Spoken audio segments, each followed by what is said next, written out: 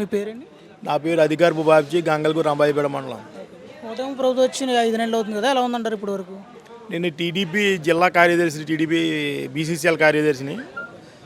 అయితే ప్రభుత్వం వచ్చి 6 నెలల్లో కూడా చాలా చక్కగా ఉన్నది. ఇంకేదంటే ఇది వరకు రౌడీ పరిపాలన. ఒక ఎమ్మెల్యేలని కొట్టేయడమే, ఎంపీలని కొట్టేయడమే, 10 ఓడిని లోన్ వేసేయడమే. చంద్రబాబు నాయుడు గారు 52 రోజులు వేసారు, ఏం పని లేకపోయినా ఖాళీగా ఎక్కడ తీసుకెళ్ళిపోయారు. ఉద్యోగాలు 2 ఉద్యోగం లేదు వాళ్ళు, ఏదో కక్ష సాధింపుగా ఉండేది ఇది. ఇప్పుడు ఇది అలాంటిది ఏం లేదు. పవన్ కళ్యాణ్ గారు, చంద్రబాబు నాయుడు గారు కూడా మంచిగా పరిపాలిస్తున్నారు. ఎవరికి ఏ అన్యాయం జరగకుండా అందరికీ కూడా ఫలాలు అందరికీ అందాలనే ఉద్దేశంతో అందరికీ అందుతున్నాయి. అప్పుడు ఏంటంటే 18,000 వేస్తాననేవాడు, వేస్తాను కొంతమందికి వేసేవాడు, ఏదో లింక్ వేసేవాడు, ఏదో 4 చక్రాల వాహనం అనేవాడు, ఇన్కమ్ ట్యాక్స్ అనేవాడు, ఏదో ఇంట్లో ఉద్యోగం అనేవాడు, అలా తీసేసి ఏదో వేరేసేవాడు. అదేమీ లేదు. అలాగే 3,000 రూపాయలు పెన్షన్ ఇస్తాను కూడా 2,200 ఒకసారి, 200 ఒకసారి అలా పెంచి అది పాడు చేసాడు. అక్కడ అమరావతి పాడైంది, ఇక్కడేమో మనకు ఆంధ్ర అంతా పాడు చేసాడు. పోలవరం ప్రాజెక్ట్ కానీ ఏమీ లేదు. అలాగే మన కోనసీమ రైల్వే లైన్ కూడా పక్కన పెట్టాడు 5 సంవత్సరాల నుంచి. మ్యాచింగ్ గ్రాంట్ అనేది 250 కోట్లు ఇవ్వమంటే 2 కోట్లు పెట్టి మొత్తం పక్కన పెట్టేశాడు. అప్పుడు మళ్ళీ జీఎంసీ బాలయ్య గారు అబ్బాయి హరీష్ గారు వచ్చిన తర్వాత మళ్ళీ అది కథలకు వచ్చేసి అది భూసేకరణ జరుగుతుంది. 2 సంవత్సరాల్లో కోనసీమ వాసులు అందరూ కూడా రైలు ఎక్కుతారు. అందరూ అంత చక్కగా ఉన్నది. ఇక్కడ కోనసీమలో కూడా ఇప్పుడు గిడ్డి సత్యనారాయణ గారు మా ఎమ్మెల్యే గన్నవరం నుంచి, ఆయన కూడా అందరికీ కూడా సమన్యాయం చేస్తున్నారు. తర్వాత ఏదేమైనా ఇబ్బందులు లేకుండా అంతా బాగుంది.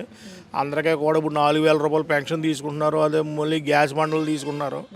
వాళ్ళు పరిపాలన ఏంటంటే 11 మందికి ఎందుకు పరిమితం అయ్యారంటే ఇది రౌడీ పరిపాలన పోయారు వాళ్ళు.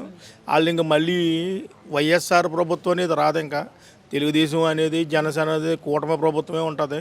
వాళ్ళు కళ్ళకు అంటున్నారు తప్ప కళ్ళేవి నిజం కావు. ఇదే ప్రభుత్వంలో 20 లక్షల మంది ఉద్యోగాలు కూడా పిల్లలు అందరికీ కూడా వేయడానికి రెడీగా ఉన్నారు.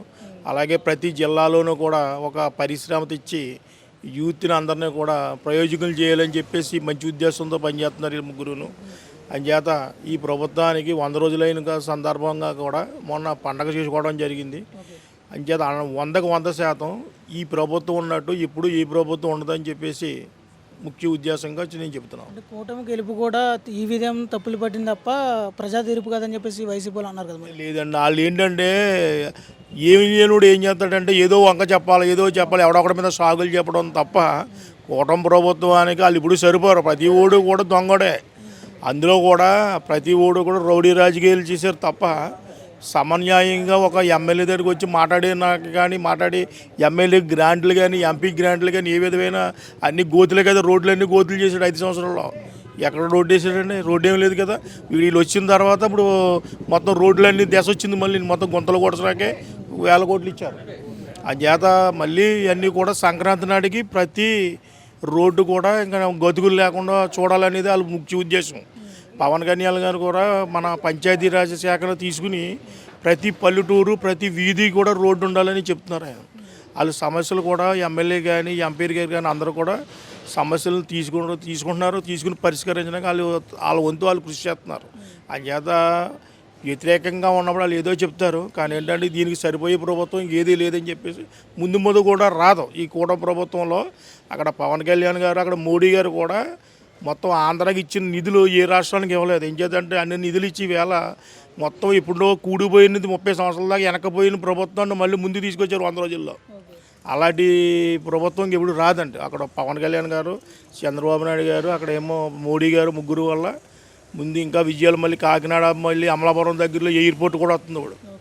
అంచేత రైల్వే ప్రాజెక్టు పూర్తి చేస్తారు. అంచేత మాకు 2 అవుతే ఇంకా కొంచెం లగ్జరీగా బయటికి ఎవరైనా దూర ప్రయాణాలు వెళ్ళినా కానీ వాళ్ళు కూడా ఉపయోగపడుతుంది. అంచేత వైసీపీ అనేది ఇంకా మళ్ళీ జన్మలో రాదని చెప్పి నేను చెబుతున్నాను.